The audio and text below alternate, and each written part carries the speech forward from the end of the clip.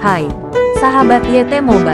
Apa kabar kalian semua? Semoga kalian semua dalam keadaan sehat. Amin. Sebelum melanjutkan ke ceritanya, jangan lupa tinggalkan like, komen, dan subscribe. Karena dengan like dan komentar kalian, yang semakin membuat admin semangat mengupload lanjutan ceritanya.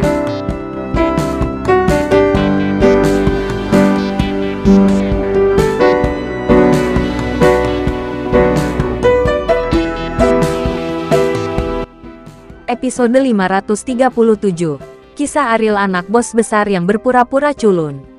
Saat kota awan mengalami turbulensi hebat, begitu pula pusat bumi. Di bagian api penyucian di bumi ini, udara dipenuhi dengan darah yang intens, dan mayat yang bisa dilihat di mana-mana benar-benar mimpi buruk bagi orang biasa. Darah berkeropeng di tubuh Ariel mengejutkan, dan mereka benar-benar setan yang selamat dari kematian. Kakak Ariel, Sepertinya kita telah membunuh semua orang di pusat bumi, kata Pedro kepada Ariel dengan ketakutan, masih di depan pintu yang tertutup. Tetapi tidak ada orang gila yang datang ke pintu mereka. Yang mengejutkan, para penjual akan mengetahui apa yang mereka lakukan. Apakah ratusan orang di pusat bumi telah terbunuh? Bagi para pedagang keliling yang tidak pandai membunuh dan senang melarikan diri dari penjara, ini adalah hal yang sangat mengejutkan. Ariel melirik Ryan karena tidak ada yang muncul. Itu berarti hanya mereka bertiga yang hidup di seluruh inti bumi. Namun mereka masih belum menemukan mekanisme untuk membuka pintu tersebut. Masalah yang dihadapi tidak diselesaikan dengan membunuh orang-orang itu. Kakak Ariel, apa yang harus kita lakukan sekarang?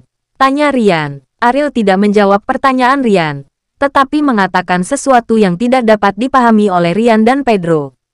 Aku telah membunuh semua orang. Apa yang ingin kamu lakukan? Apakah kamu ingin menjadi pengecut? Ariel berkata kepada orang-orang di belakang layar. Seseorang harus memantau semua ini. Meskipun Ariel tidak tahu apa dia ingin melakukannya. Tetapi dalam situasi di mana semua orang mati, bukankah dia mencapai tujuannya?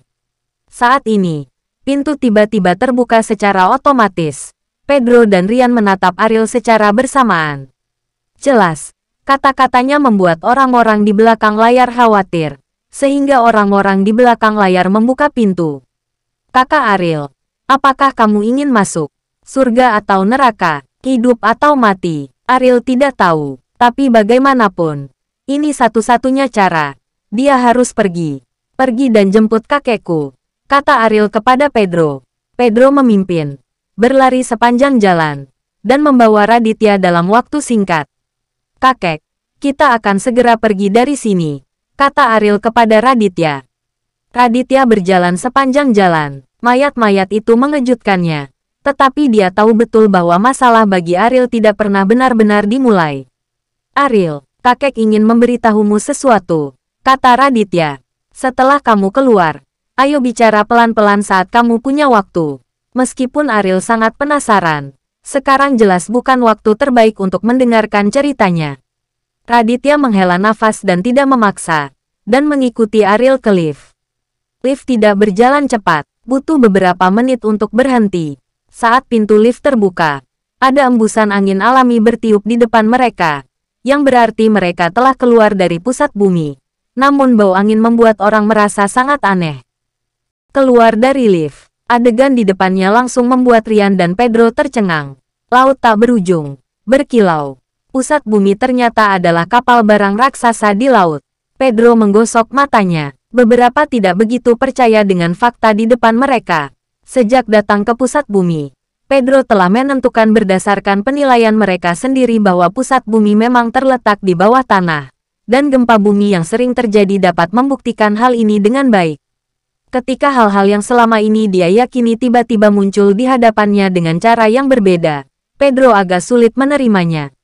Ekspresi Ryan sama mengejutkannya. Siapa sangka pusat bumi yang terkenal di dunia itu akan mengapung di laut sepanjang waktu. Berapa banyak orang yang ingin mengetahui letak sebenarnya dari pusat bumi. Namun siapa sangka bahwa letak pusat bumi berubah setiap saat. Pantas saja tidak ada yang bisa menemukan lokasi pusat bumi selama bertahun-tahun. Dan tidak ada yang berhasil melarikan diri.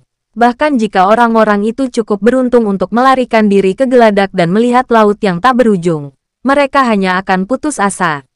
Ekspresi Ariel sangat tenang, dan dia tidak terlihat terkejut sama sekali. Karena dia telah mengetahui bahwa guncangan gempa itu sangat aneh. Ketika orang lokal percaya bahwa mereka ada di bawah tanah, Ariel memiliki pendapat berbeda di dalam hatinya. Saudara Ariel, pusat bumi sebenarnya adalah kapal barang yang sangat besar, kata Pedro dengan mata terbelalak. Tidak heran tidak ada yang bisa melarikan diri di lingkungan ini. Bahkan jika ada kesempatan untuk lari ke geladak, itu adalah jalan buntu. Rian menghela nafas. Apa yang harus kita lakukan sekarang? Melompat dari kapal adalah jalan buntu, kata Pedro. Jangan khawatir, karena dalang di balik layar bisa membiarkan kita datang ke sini. Dia pasti tidak akan membiarkan kita mati, kata Ariel. Rian dan Pedro melihat sekeliling dengan waspada karena Ariel mengatakan demikian. Seseorang harus segera muncul. Benar saja, sosok ramping mendekat dari jauh. Dia jelas laki-laki, tapi penampilannya lebih halus daripada wanita. Dengan riasan, dia centil. Izinkan saya memperkenalkan diri. Nama saya Supriyadi, kata pria itu kepada Ariel dengan senyum di wajahnya. Aku tidak perlu tahu siapa kamu. Kamu benar-benar berani tampil di hadapanku sendirian, kata Ariel dingin. Dengan kekuatanmu, memang mudah membunuhku. Tapi karena aku berani tampil seperti ini, apa menurutmu aku tidak akan mengandalkannya? Kata Supriyadi dengan enteng. Ariel secara alami tahu bahwa dia tidak akan sebodoh itu. Tetapi tidak ada orang di sekitar. Bahkan jika dia benar-benar memiliki kekuatan, Ariel yakin dia bisa menaklukkannya dalam waktu singkat. Selama dia bisa mengendalikan Supriyadi, hidup di tangannya sendiri. Tidak peduli berapa banyak pria yang dia atur secara diam-diam. Itu tidak berguna. Kamu akan membayar harga untuk kesombonganmu. Segera setelah Ariel selesai berbicara, sesosok tubuh melesat seperti anak panah. Tetapi dia sudah tertipu dalam sekejap dan masuk. Dia dengan erat mencekik leher Supriyadi. Bagaimana, kamu tidak mengharapkan kecepatanku? Kata Ariel dengan ringan. Wajah halus Supriyadi menjadi ganas. Dan dia mengertakkan gigi dan berkata, masih terlambat bagimu untuk berlutut. Jika tidak, aku akan membuatmu menyesalinya seumur hidupmu. Ariel tersenyum lembut, dan berkata, penampilanmu, itu seperti seorang wanita benar-benar sempurna. Sayang sekali kamu laki-laki, tetapi kamu terlihat jahat. Supriyadi benci orang membicarakan penampilannya. Tetapi siapapun yang mengatakan dia terlihat seperti wanita akan memilikinya ilalang di kuburannya. Ini adalah skala kebalikan dari Supriyadi, dan tidak ada yang bisa menyentuhnya. Berlutut dan minta maaf. Supriyadi memarahi dengan suara dingin. Apakah kamu tidak mengerti situasi saat ini? Hidupmu sudah ada di tanganku. Tidak peduli berapa banyak pria yang kamu miliki. Aku bisa membunuhmu sebelum mereka membunuhku. Apakah kamu bersedia dikubur bersamaku? Ariel berkata dengan senyuman angkuh. Supriyadi mengeluarkan ponselnya. Dan Ariel sedikit mengernyit. Entah apa yang ingin dilakukan pria ini. Ketika dia menemukan foto bayi, Ariel merasakan firasat yang kuat. Kamu belum pernah melihat bayi ini, kan? Kudengar nama belakangnya adalah Wibowo. Namanya Aisila Wibowo, kata Supriyadi. Nama marganya Wibowo dan namanya Aisila. Kata-kata ini membuat Ariel merasa seolah-olah dia baru saja dihantam petir. Ini putrinya. Ariel segera menyembunyikan telepon dari tangan Supriyadi. Senyum yang sangat lembut muncul di wajahnya tanpa sadar. Putri. Ini putrinya. Ariel tidak pernah berpikir bahwa dia dapat memiliki anak perempuan secepat ini. Aisila. Apakah dia mendapatkan namanya dari Kaori? Ariel menyeka air mata dari sudut matanya. Tepat ketika dia menangis kegirangan, Supriyadi mengucapkan sepatah kata pun. Tarik Ariel kembali ke kenyataan. Gadis kecil yang imut. Kamu tidak ingin dia mati, kan? Kata Supriyadi. Ariel tiba-tiba mengangkat kepalanya, menatap Supriyadi dengan marah, dan berkata, apa yang kamu lakukan padanya? Di mana dia? Di tanah. Itu akan menjadi cedera yang sangat serius baginya di usia muda, kata Supriyadi dengan bangga. Ariel ingin membunuh Supriyadi, dan dorongan ini tak tertahankan. Tapi dia tahu itu tidak bisa dilakukan. Dengan Aisila di tangannya, Satu-satunya hal yang bisa dia lakukan adalah mendengarkan Supriyadi. Apa yang kamu ingin aku lakukan?